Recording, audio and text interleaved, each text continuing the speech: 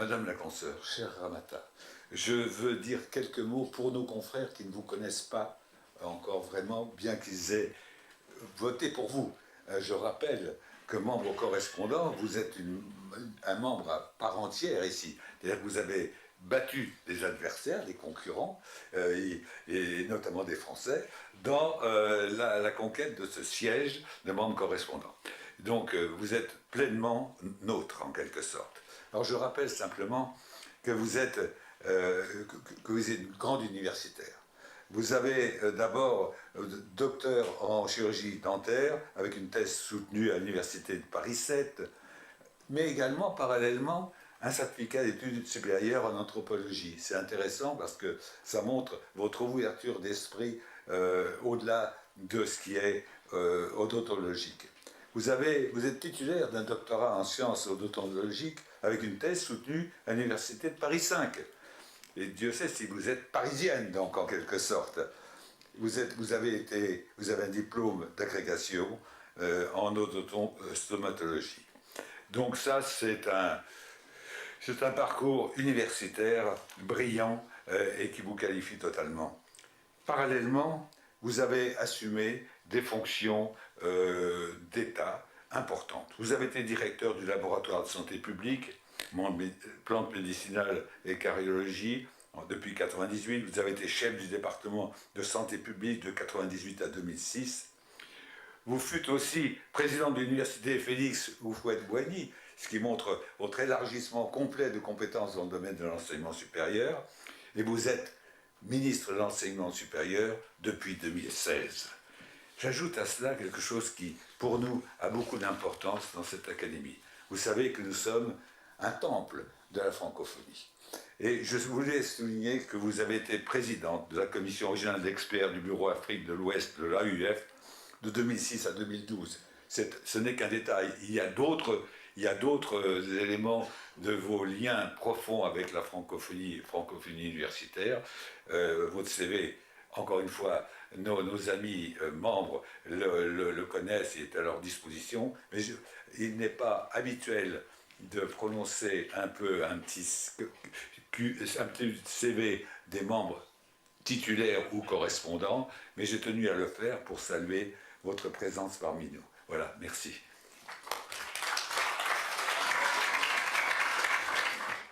Mesdames et messieurs les membres de l'Académie, mesdames et messieurs les membres de la délégation ivoirienne, distingués invités, mesdames et messieurs, en ce jour mémorable, je me sens éminemment honoré avec mon investiture à l'Académie des sciences d'outre-mer, en qualité de correspondante de la 2e section.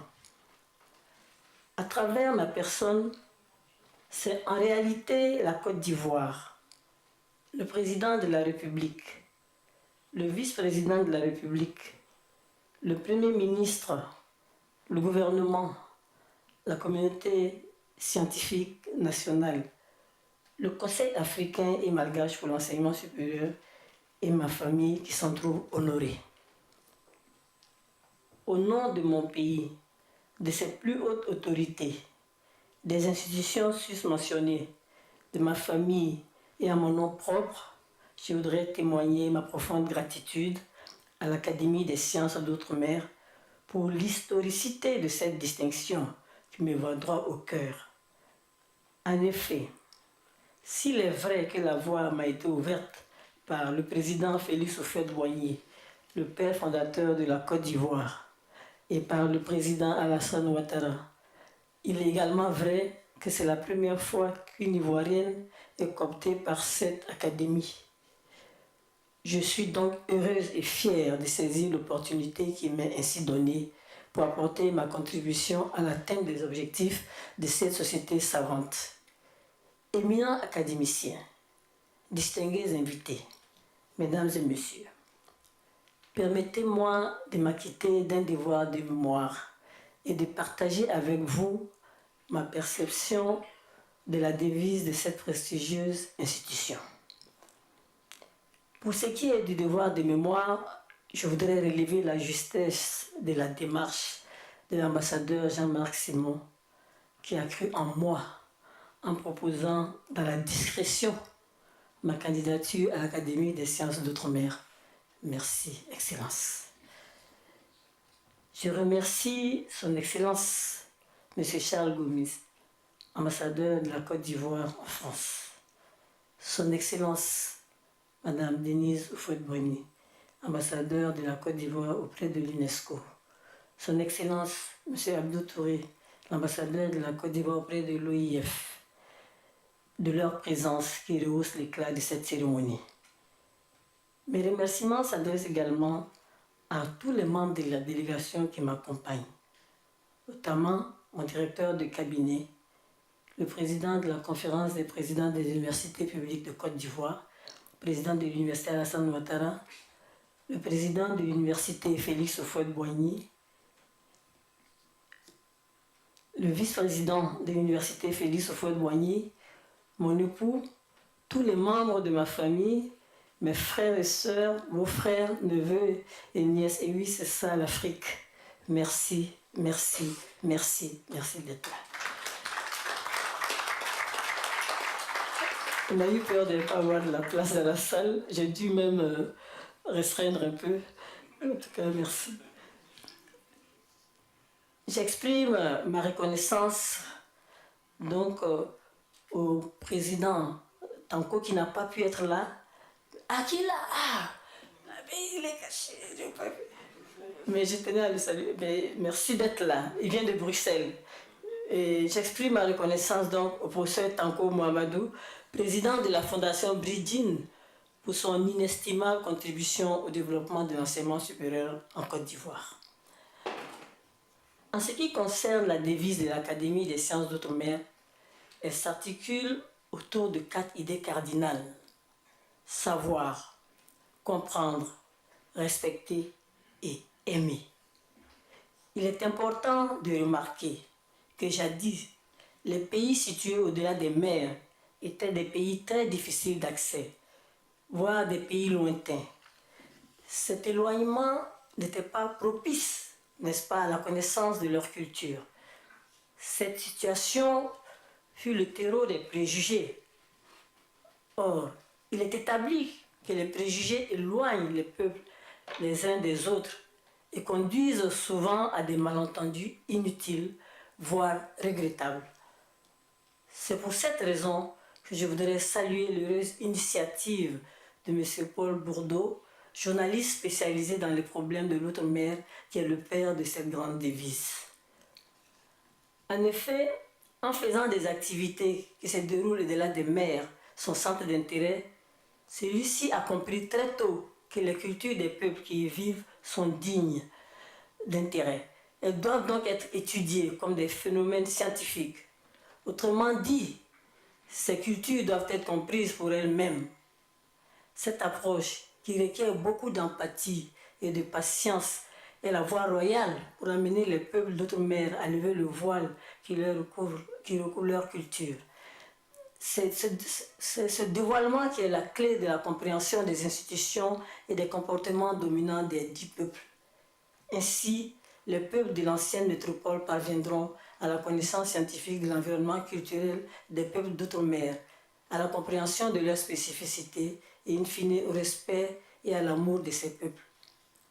Au total, avec les valeurs véhiculées par cette grande devise, notamment la tolérance, l'égalité des cultures, la dignité des peuples et le respect de l'altérité, la culture des peuples de l'ancienne métropole et celle des peuples d'outre-mer sont appelés à dialoguer. Dans cette perspective, chaque peuple doit aller à la rencontre de son homologue avec ce qu'il a d'universel. Cet échange enrichissant constitue pour nos 2 peuples des apports à la civilisation de l'universel. La vocation de celle-ci est de rapprocher des peuples différents, de bâtir un monde de paix et un espace de solidarité autour des valeurs partagées. Chers académiciens, je vous renouvelle ma reconnaissance pour m'avoir permis d'accéder à certains égards à l'immortalité. Je voudrais également confesser publiquement que j'ai accepté de travailler à vos côtés parce que j'ai la conviction qu'avec votre très grande expérience et votre patience, j'ai une occasion idéale pour me former en vue de mener à bien ma nouvelle mission et de contribuer dans le même élan à la construction du développement économique, social, politique et culturel de la Côte d'Ivoire. Je vous remercie, c'était mon propos liminaire. Merci.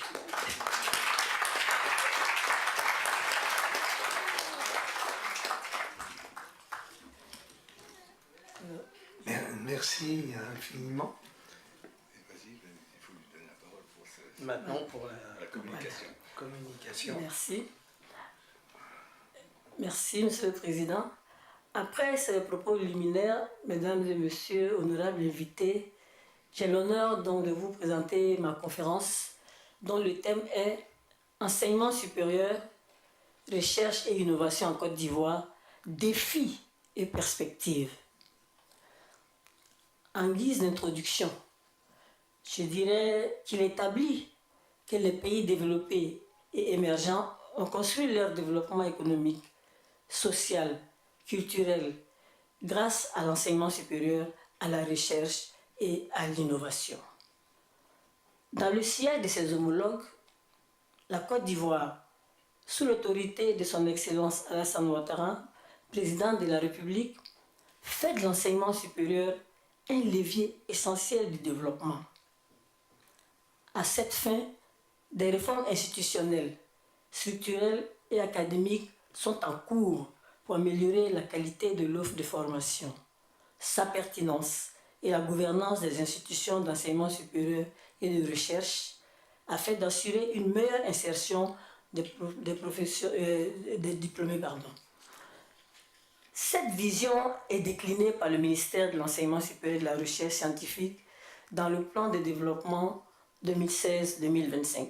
J'ai eu la chance d'être arrivé avec ce plan, puisque j'ai été nommé en janvier 2016 et le plan commence en février 2016.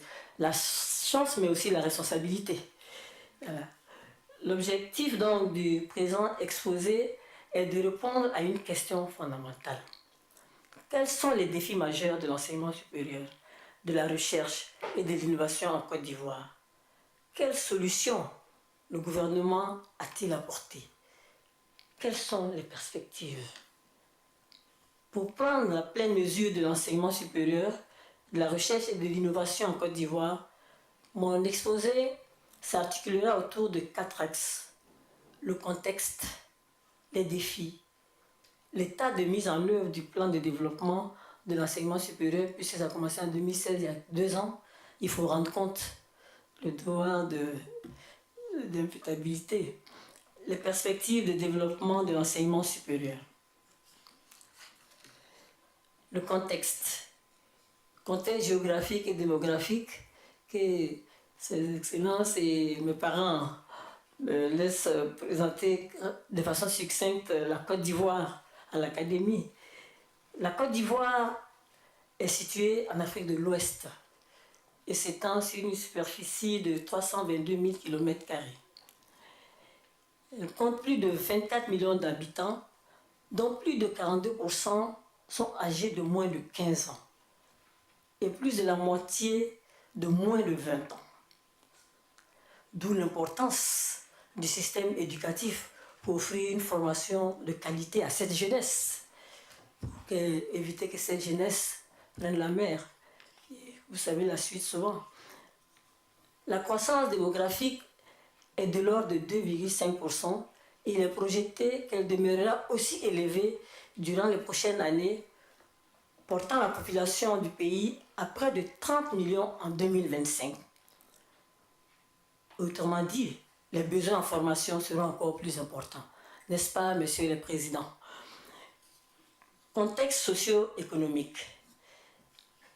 Depuis la sortie de la crise post-électorale en 2011, la Côte d'Ivoire connaît un succès économique remarquable, illustré par une croissance rapide du PIB, avec une croissance moyenne de 9% durant les 5 dernières années. Au niveau continental, la Côte d'Ivoire s'affiche comme la seconde économie la plus dynamique après l'Éthiopie, selon une source de la Banque mondiale. Au niveau de la CEDEAO, la communauté économique des États de l'Afrique de l'Ouest, la Côte d'Ivoire occupe la 3e place après le Nigeria et le Ghana. Au niveau de l'UEMOA, l'Union économique monétaire ouest-africaine, la Côte d'Ivoire occupe la première place et pèse 40% du PIB de cette région. Et donc le gouvernement ivoirien a adopté un nouveau plan national de développement pour la période 2016-2020. Le premier plan, c'était 2012-2015 à la sortie de crise, qui entend transformer la Côte d'Ivoire en une économie à revenus intermédiaires d'ici 2020 et réduire davantage le taux de pauvreté qui reste élevé, 46% en dépit des progrès réalisés depuis 2012. Le système éducatif, particulièrement l'enseignement supérieur, est au cœur de cette problématique. Le contexte éducatif. La Côte d'Ivoire accorde une grande priorité à l'éducation et à la formation des jeunes.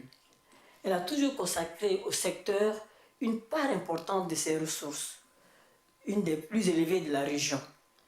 Le secteur a connu de ce fait une évolution significative. Plus de 6 millions d'Ivoiriens sont actuellement à l'école, 26% de la population, et plus du cinquième du budget de l'État, correspondant à plus de 5% du PIB, est consacré à l'éducation et à la formation. Ce n'est pas rien. L'enseignement supérieur, dont l'accès est ouvert à tout bachelier qui le désire, en Côte d'Ivoire est assuré par 6 universités publiques, une université virtuelle, le président de l'université était dans la salle aussi, 28 universités privées, 46 grandes écoles publiques, 210 écoles privées, et il faut savoir que 60% des effectifs sont dans les universités et grandes écoles privées. Il faut retenir ce chiffre, 60%, ça veut dire qu'il y a plus d'étudiants dans le secteur privé que dans le secteur public. Et vous allez comprendre pourquoi. Au regard de ce contexte, des défis importants sont à relever. Quels sont donc ces défis? Il faut savoir que jusqu'en 1992, la Côte d'Ivoire ne disposait que d'une seule université publique, Université nationale de Côte d'Ivoire, et de quelques grandes écoles publiques. Et malgré l'augmentation du nombre d'établissements, la question de sureffectif, toujours d'actualité, se pose avec acuité, du fait de l'insuffisance des infrastructures et des capacités d'encadrement. Face à une telle situation, l'enseignement supérieur et la recherche scientifique en Côte d'Ivoire présentent des défis majeurs à relever. Il s'agit notamment de l'accès à l'enseignement supérieur, de l'équité dans l'enseignement supérieur, de la qualité de l'enseignement supérieur, de l'employabilité et de l'insertion professionnelle des diplômés de l'enseignement supérieur, de la gouvernance et de son financement, du développement de la recherche et de l'innovation technologique, du développement des compétences en sciences technologiques, ingénierie et mathématiques, du développement du numérique et de la pacification de l'espace universitaire. Ce sont autant de défis que nous devons relever. Nous allons bien sûr, de façon succincte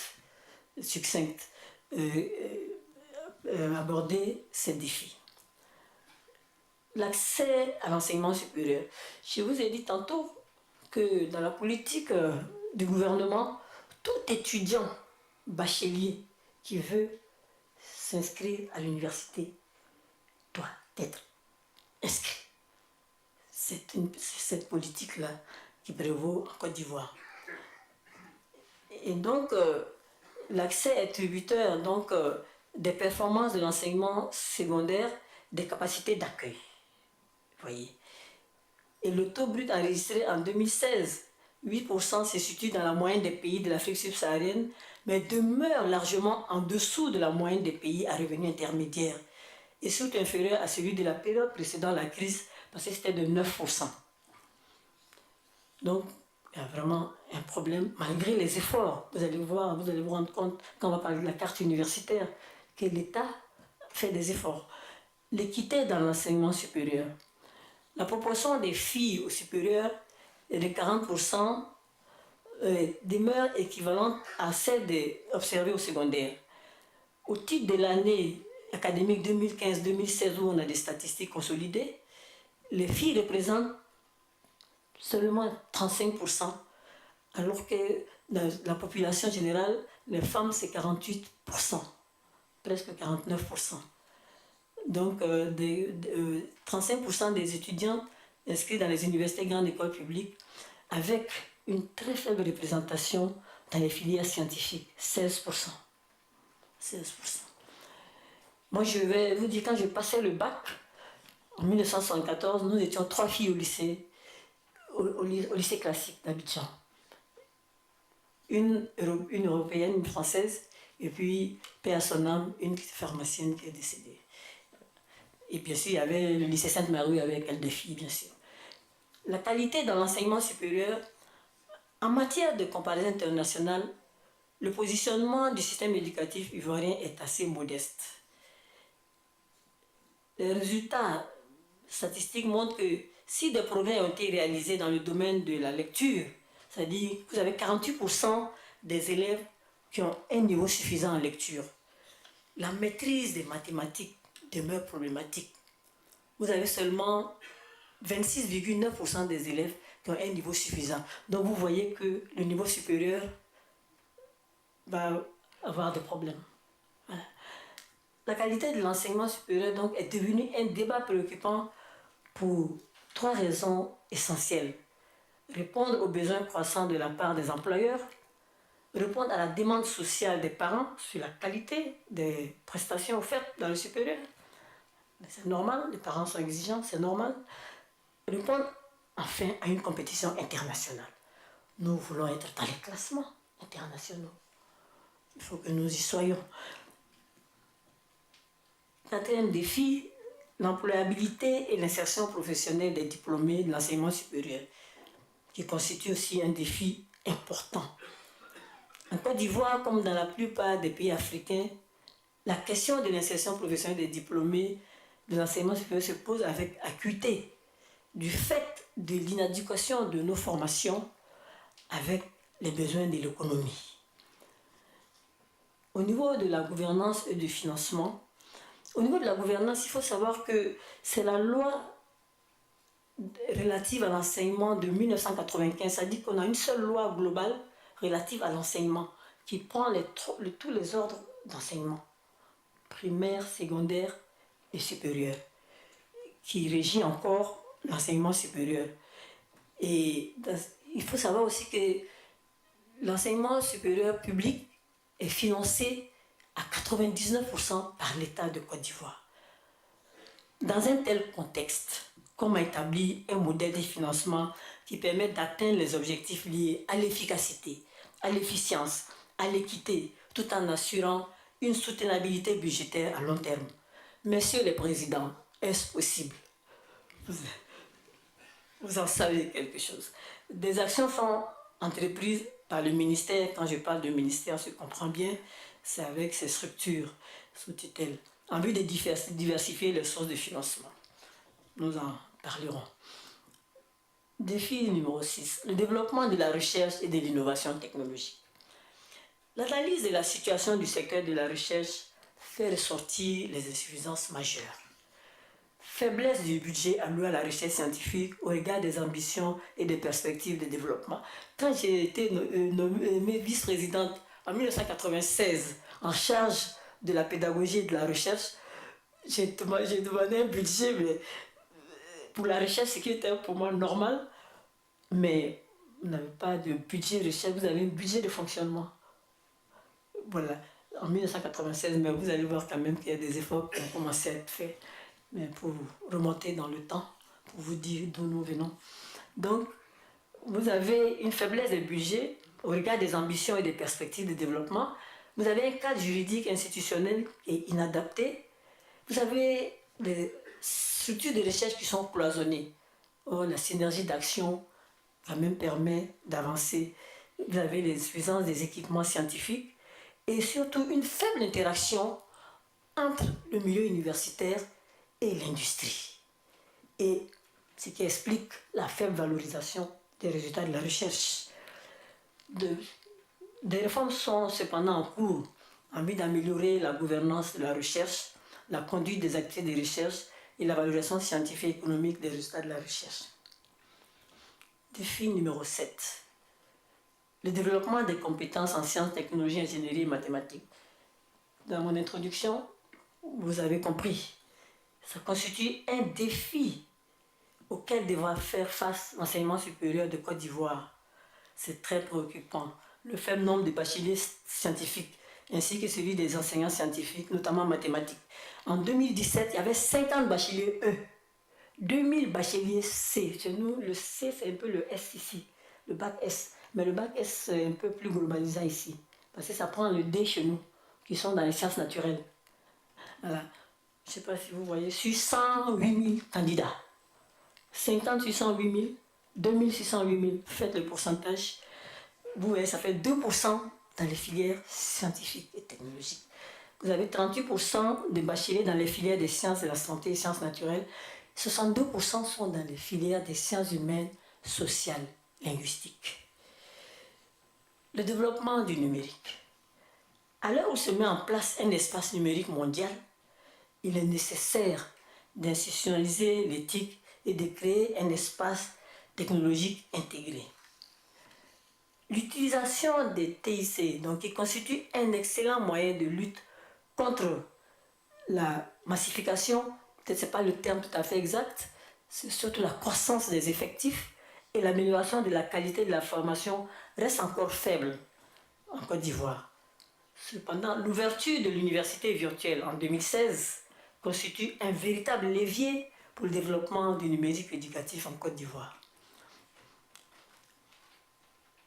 Défi 9. La pacification de l'espace universitaire. Depuis 1996, bien avant, puisque j'ai été vice-doyen, j'étais dans l'administration universitaire. Donc j'ai pu témoigner que le niveau de violence au sein des établissements d'enseignement supérieur a fortement chuté. Néanmoins, des velléités existent. Il y a quand même des grèves qui ne sont pas de nature à favoriser la mise en œuvre des activités d'enseignement des institutions et perturbent les calendriers académiques. Et ça, c'est un autre défi, la maîtrise de nos calendriers académiques. Les présidents secouent leur tête. Alors, ces instabilités affaiblissent également toute réforme dans l'enseignement supérieur et affectent notamment la mise en œuvre efficiente de la réforme licence, master et doctorat. Alors, pour relever ces défis, le gouvernement a initié justement un plan décennal de développement du secteur éducation-formation. Et c'est un plan qui a une approche holistique, qui prend en compte les 3 ordres. Il y a une task force et nous nous retrouvons pour débattre de problèmes de l'éducation. Et moi, j'avoue que quand je suis arrivée, j'ai beaucoup apprécié cela. Ça permet d'échanger puis de parler de nos difficultés entre nous. Alors, donc, c'est dans ce cadre-là que s'inscrit le plan de développement de l'enseignement supérieur de 2016-2025, puisqu'il y a un plan 2016-2025 décennal pour les 3 ordres. L'enseignement supérieur suit ce plan. Et donc, ce qui m'amène à aborder la 3e partie de mon exposé, qui est l'état de mise en œuvre de ce plan. 2 ans après, qu'avons-nous fait? Qu'avons-nous pu faire? Aussi, c'est ça. Voilà. Nous avons donc les axes prioritaires. Merci beaucoup. Oh, ouais, ça va vite.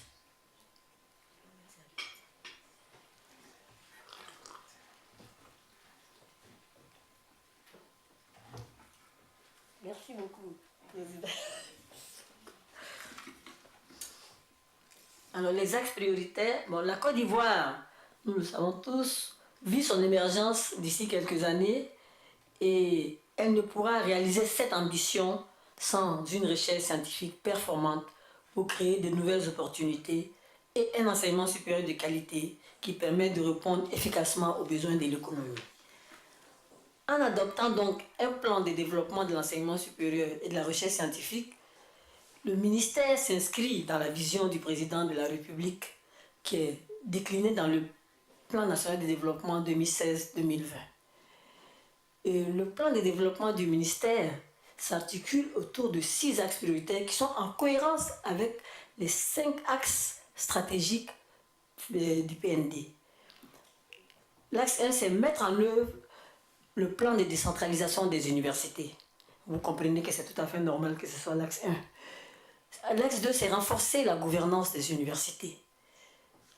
L'axe 3, c'est améliorer la qualité et la pertinence de la formation en vue de favoriser l'insertion des diplômés.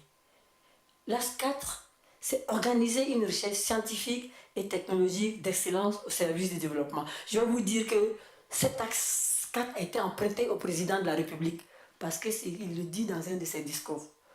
Et donc, pour dire qu'il est très conscient des problèmes. Axe 5, c'est améliorer les conditions de vie des acteurs de la communauté universitaire. Et l'axe 6, c'est promouvoir l'émergence d'une communauté universitaire responsable et engagée pour le développement de l'enseignement supérieur. Ça, c'est mon passage à l'AUF, à l'Agence universitaire de la francophonie. Voilà. Voilà.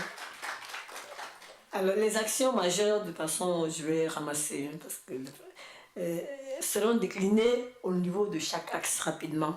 Au niveau de la décentralisation des universités, l'objectif, bien sûr, c'est de favoriser l'accès à l'enseignement supérieur en augmentant les capacités d'accueil. Puisqu'on vous a dit, si tous les bacheliers veulent aller à l'université, nous sommes tenus de les orienter. Heureusement que tous, bon, vous allez voir pratiquement tous demandent, hein. Sur 108 000, on a eu 80 000. Donc quand même, mais si les 108 000 demandaient, il fallait les orienter. Excellence.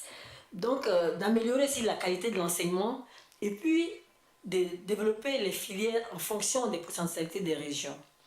Alors, quelles sont les actions qui ont été faites? Le gouvernement, dès la sortie des crises, a réhabilité les universités existantes et a même transformé les universités régionales en universités. Et a donc équipé ces universités et puis ensuite a réhabilité l'Institut national polytechnique, qui est une grande école, et l'école normale supérieure. Le gouvernement ne s'est pas arrêté à la réhabilitation. En 2016, il y a eu l'ouverture de l'université de Mans, qui est une université qui est à l'ouest, qui est à l'ouest montagneux, et puis l'université virtuelle de Côte d'Ivoire. Donc, il y a eu, la carte universitaire est passée de 7 universités à 9 universités. Par rapport à la gouvernance des établissements, au niveau de l'institutionnalisation de la démarche qualité dans les établissements d'enseignement supérieur, dès notre prise de service, nous avons créé une direction générale de la qualité au sein du ministère. Et l'action qui a été faite ensuite, c'est nous avons validé les référentiels d'évaluation institutionnelle, c'est-à-dire d'évaluation de la gouvernance, d'évaluation des programmes de recherche et d'évaluation des programmes de formation avec l'appui de l'UNESCO. Et puis, élaborer un guide méthodologique de la démarche qualité dans les établissements d'enseignement supérieur. Et au niveau du pilotage, nous avons engagé les universités dans l'élaboration des contrats de performance. Parce que toutes nos universités publiques ont leur projet d'établissement. Et ça, je voudrais les saluer. Ça nous a facilité la tâche. Donc, nous les avons engagés dans l'élaboration des contrats de performance. Au niveau de la gestion du système d'information, le directeur du système d'information est dans la salle. Nous avons mis en place la délibération assistée par ordinateur durant l'examen du BTS. Et il y a un grand programme qui est en cours, c'est la mise en place de l'identifiant unique de l'étudiant. Je vous ai parlé tantôt de la maîtrise de nos effectifs. Combien nous avons réellement d'étudiants? Est-ce que tous nos étudiants s'inscrivent? Donc, l'identifiant unique. Et nous venons de mettre en œuvre cette année, et le retour est très bon, les étudiants sont très contents, la carte d'étudiant multiservice pour les étudiants.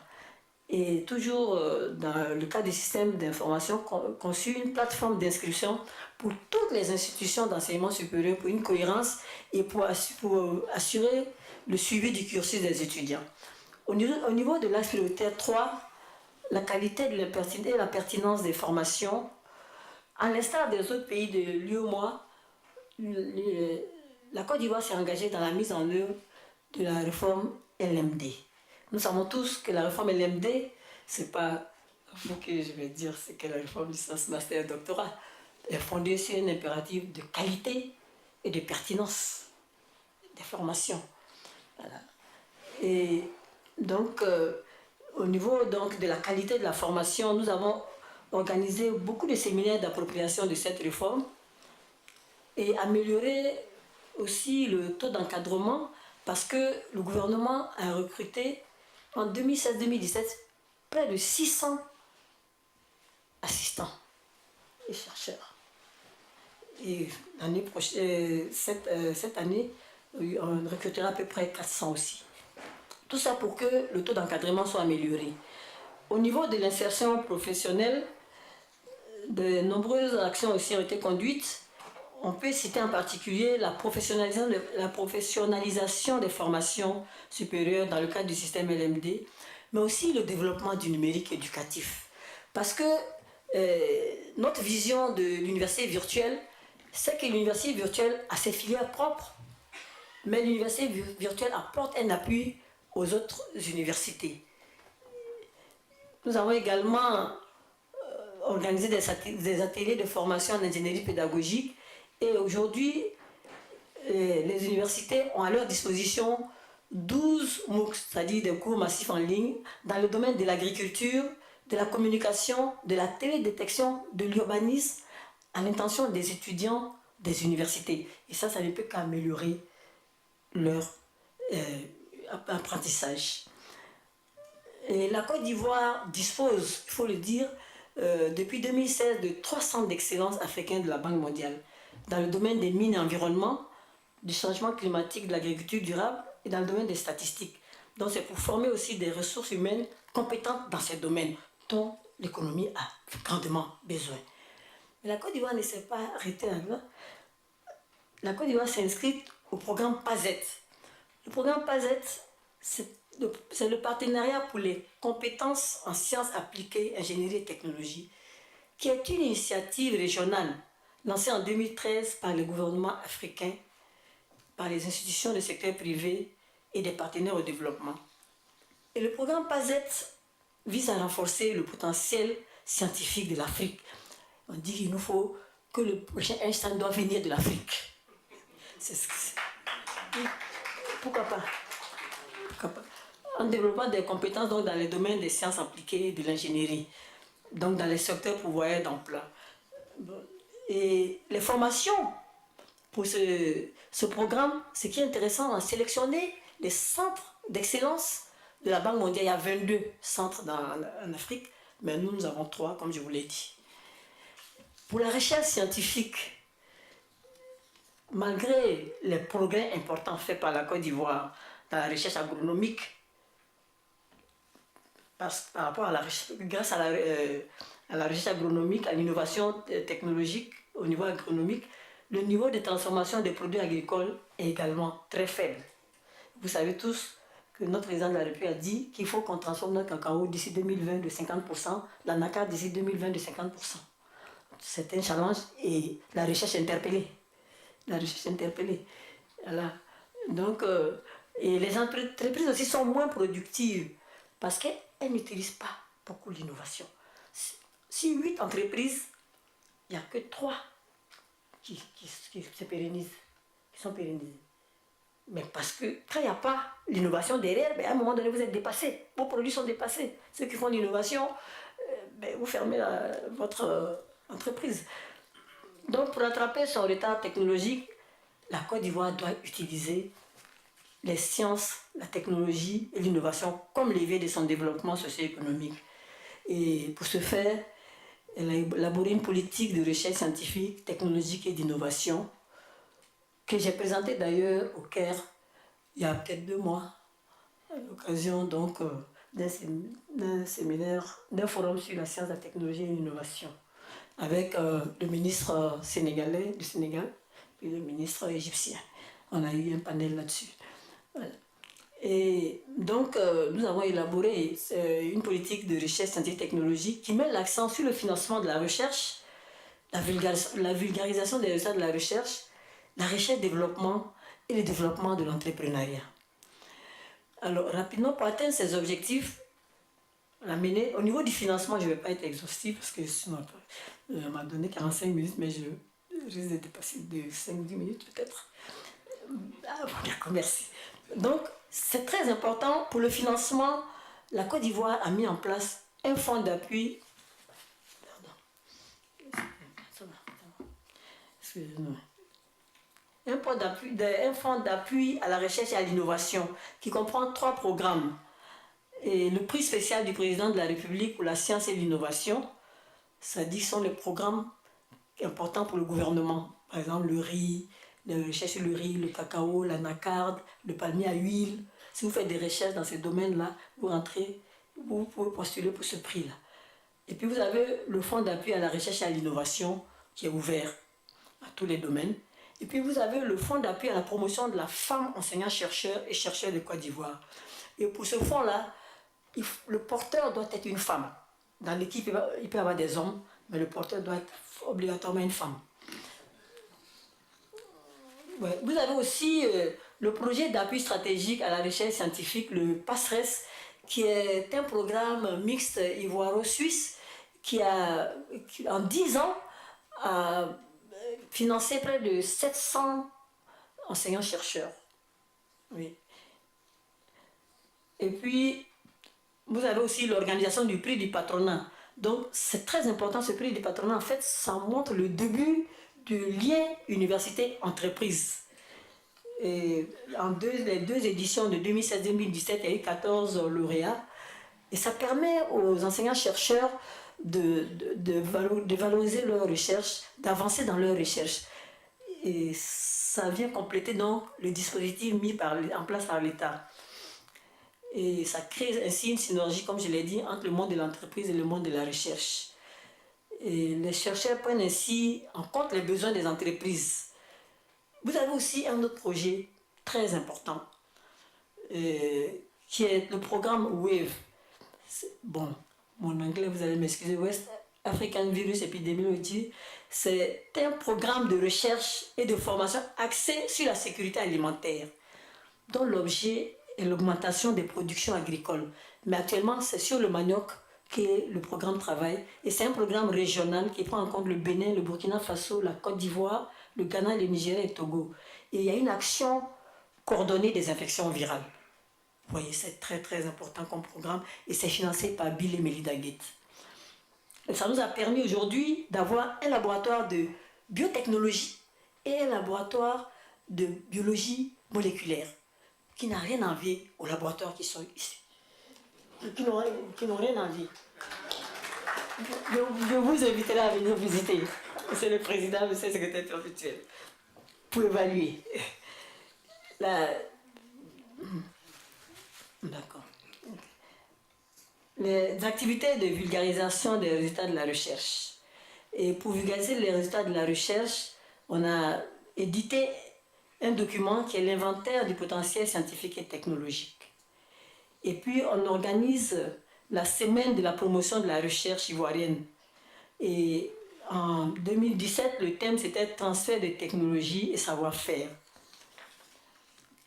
Nous avons également réalisé près de 8 films prêts à diffuser sur la recherche, l'innovation et la valorisation et établi de nombreux partenariats maintenant avec les industries. Et nous pensons que ça va apporter ses fruits. Nous allons passer maintenant aux activités de recherche-développement. En Côte d'Ivoire, pour ce qui est de la recherche-développement, l'accent est mis sur la création de pôles scientifiques et d'innovation dans les universités. Et qu'est-ce que c'est qu'un pôle scientifique et d'innovation? C'est un Nice Antipolis, c'est un Silicon Valley, mais à petite échelle. À petite échelle. C'est-à-dire que c'est une structure transversale de recherche qui fait le lien entre l'entreprise et l'université par la valorisation des acquis de la recherche. Alors, l'exemple le plus abouti est celui de l'université Félix Houphouët-Boigny, le président est là, que je salue.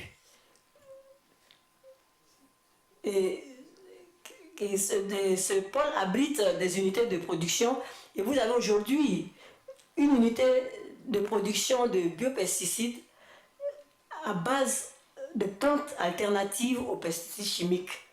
Nous savons tous les pathologies cancéreuses, respiratoires que donnent les pesticides chimiques. Et ça permet de lutter donc contre les parasites et les ravageurs tout en préservant la santé et l'environnement. Et aujourd'hui, nous avons, à partir du brevet d'une équipe de chercheurs, deux formulations qui sont agréées par le ministère de l'Agriculture. Je crois que c'est une grande première. C'est une grande première. Nous avons aussi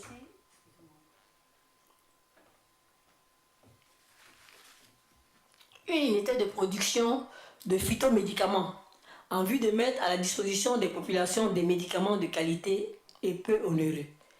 L'objectif donc est de développer une médecine alternative africaine par la fabrication de phytomédicaments issus du savoir-faire africain. Et vous avez également le Centre national de recherche agronomique qui conduit des innovations et des nouvelles approches à travers l'agriculture climato-intelligente. Le développement de l'entrepreneuriat, toujours au pôle scientifique, nous avons un centre d'incubation et d'innovation pour incuber donc les projets. Et ce centre-là, nous avons incubé 30 startups. Et sur ces 30 startups, vous avez 16 qui sont sortis du processus d'incubation, mais nous avons aujourd'hui 13 petites entreprises. Vous pouvez aller vérifier. Et les excellences, si vous venez, nous pourrons vous faire vérifier. Vous avez dans plusieurs domaines, on va en parler. Et puis aussi, l'acquisition des infrastructures d'équipement de haut niveau est une priorité pour le gouvernement. C'est ainsi que la Côte d'Ivoire vient de se doter, grâce d'ailleurs à un prêt concessionnel du Trésor français, se doter d'un centre de calcul, d'un centre national de calcul. Donc, il va faire des simulations, je ne suis pas spécialiste, mais des simulations sur le temps, sur le climat, les problèmes de santé, ça va prendre en compte les mathématiques. Donc, je pense que c'est très important. Et on pourra faire des prototypes à partir de ce centre national de calcul.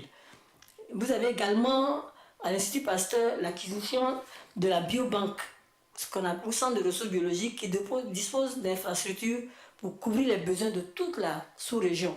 Et ce qui fait que la CEDEAO a demandé à ce que la biobanque de l'Institut Pasteur de Côte d'Ivoire soit la biobanque régionale. Donc, parce que cette biobanque a une capacité de conservation au non biologique de plus de 3 millions de prélèvements biologiques possibles. Voilà. Vous avez également, au niveau de... Nous allons passer, je vais passer sur certaines choses, mais je vous sors les grandes avancées. Voilà. Au niveau de l'amélioration des conditions de vie des acteurs, le gouvernement a consenti à de nombreux efforts, parce qu'en plus des infrastructures académiques, le gouvernement a construit des infrastructures sportives, sanitaires aussi, et a augmenté donc le budget consacré aux bourses d'études et aux secours financiers. Et aujourd'hui, la couverture maladie universelle dans le milieu universitaire est une réalité. Donc les étudiants ont constitué la phase pilote. Et le gouvernement a relevé de façon très substantielle, et je venais d'arriver au gouvernement d'ailleurs, et je voudrais donc remercier le Premier ministre à l'époque, parce que de 120% la prime de recherche, 120% d'augmentation de prime de recherche, tout ça pour encourager la recherche. Oui. Donc, pour ce qui est de promouvoir l'émergence d'une communauté universitaire, cet axe met l'accent sur la promotion de la citoyenneté et du genre et de la jeunesse. Et nous avons pour ce faire mené plusieurs actions, mais je vais aller rapidement. On a élaboré un code d'honneur pour les étudiants, un code d'éthique et de déontologie universitaire pour les personnels enseignants administratifs, et puis les étudiants, les personnels administratifs et enseignants participent à des activités communautaires. Voilà. Pour la promotion du genre et de la jeunesse, nous avons créé une sous-direction du genre il n'y avait pas de sous-direction du genre. Au niveau de la direction de la vie universitaire, nous avons créé une sous-direction du genre. Et puis, on organise des ateliers pour la formation des étudiants leaders. Bon, au vu de ces acquis, quelles sont les perspectives? Il s'agit de consolider ces acquis et puis donc d'améliorer donc nos prestations envers les universités.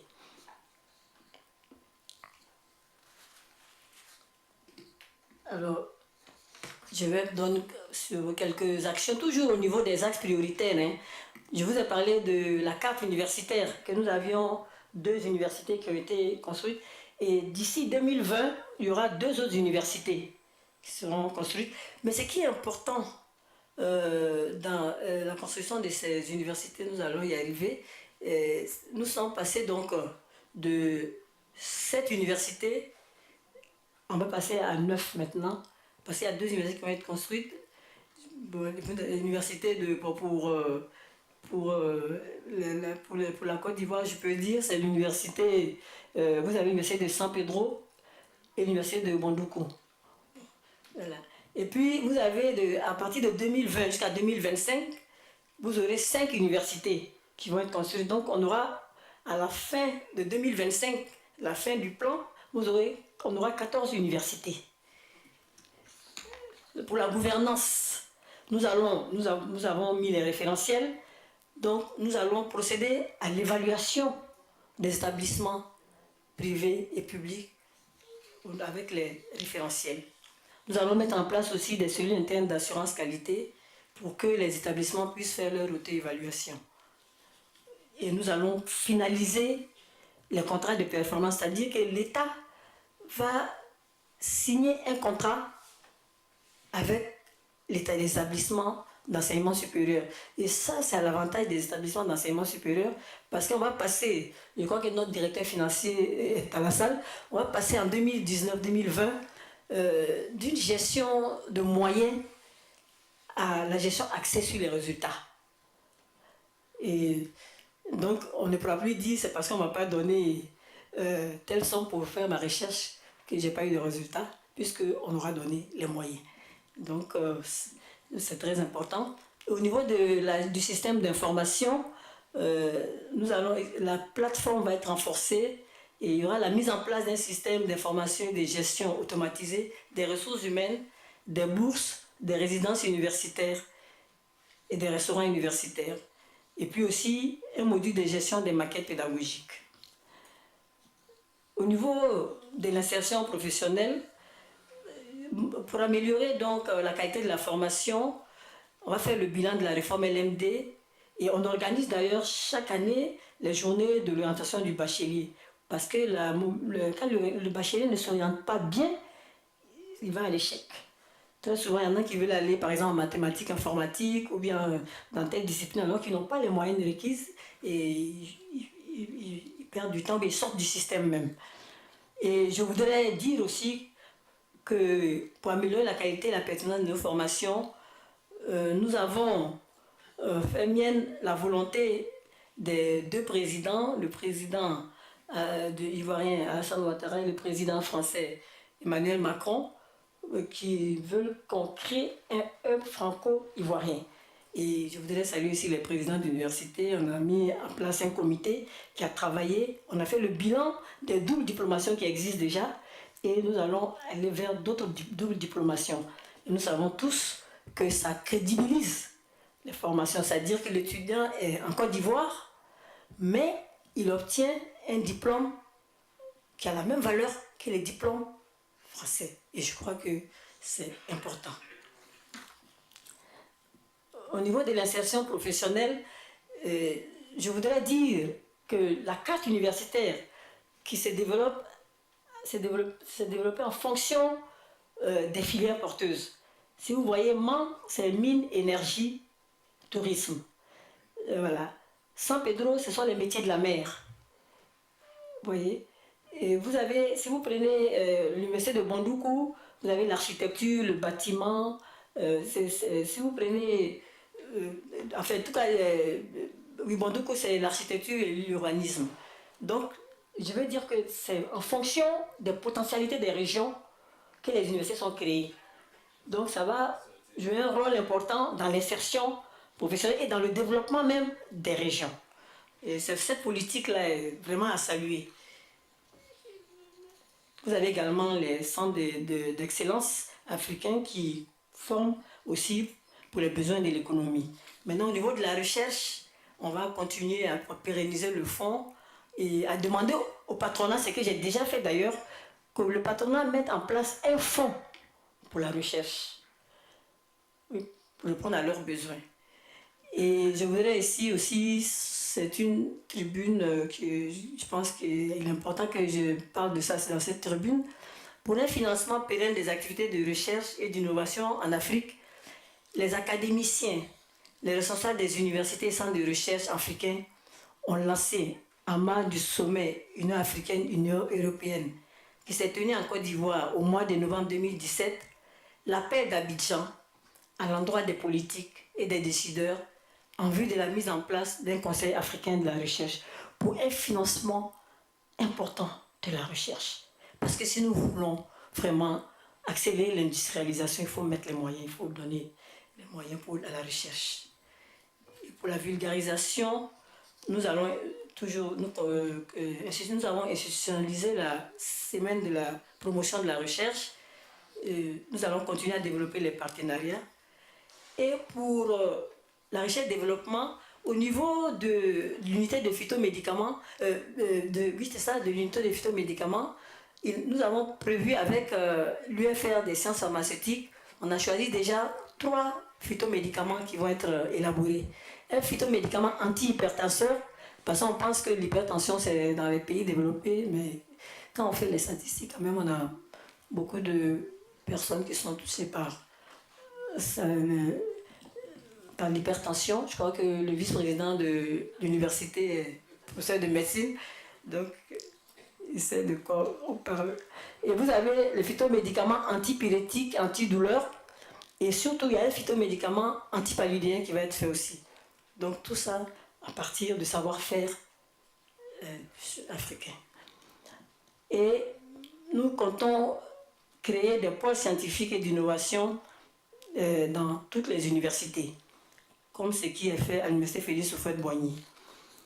Et il y aura aussi, dans les perspectives, il y a 4 autres formulations de biopesticides qui sont en cours. Et un autre projet important que nous avons, qui vient de passer au Conseil des ministres il y a une semaine, c'est la création d'un institut de recherche et de développement de matières premières pour la fabrication des médicaments essentiels.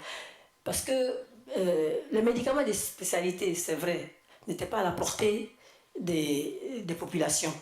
Donc on allait vers les médicaments génériques. C'est vrai, ils sont moins onéreux que les médicaments de spécialité, mais restent quand même peu accessibles à nos populations. Et donc, avec les matières premières qui vont être fabriquées en Côte d'Ivoire pour la sous-région, et pourquoi pas même pour, je sais pas, au niveau international, ça va réduire le coût des génériques. Et c'est une technologie qui vient de l'université de Virginie, Virginia State University. Voilà. Maintenant, pour l'entrepreneuriat, nous allons continuer à créer des start-up et puis des entreprises innovantes. Et puis, vous avez le laboratoire P4, qui est une infrastructure de haut niveau technologique qui permet de conserver les germes extrêmement dangereux, tels que les virus, les fièvres hémorragiques, et qui va être inauguré cette année 2018. Alors j'ai dit souvent que le président de la République, il a fait des routes, des infrastructures économiques, des infrastructures sanitaires, mais il vient de nous donner des infrastructures scientifiques de très haut niveau pour la postérité. Donc voici un peu ce que ça peut montrer cette volonté politique. Et également pour améliorer les conditions de vie des acteurs, nous allons continuer. Et l'émergence d'une communauté universitaire responsable. Nous allons promouvoir la citoyenneté dans l'espace universitaire. Et pour cela, nous allons créer le prix de la citoyenneté étudiante.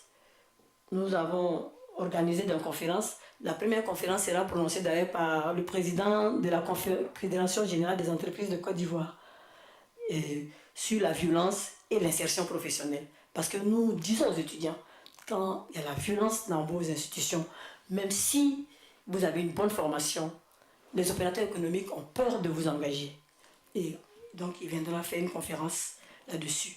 Et nous comptons aussi organiser tous les 2 ans, en collaboration avec le ministère de la Culture et de la Francophonie, le salon du livre universitaire. Et puis, nous allons promouvoir le genre en apportant notre appui aux clubs, aux associations féminines.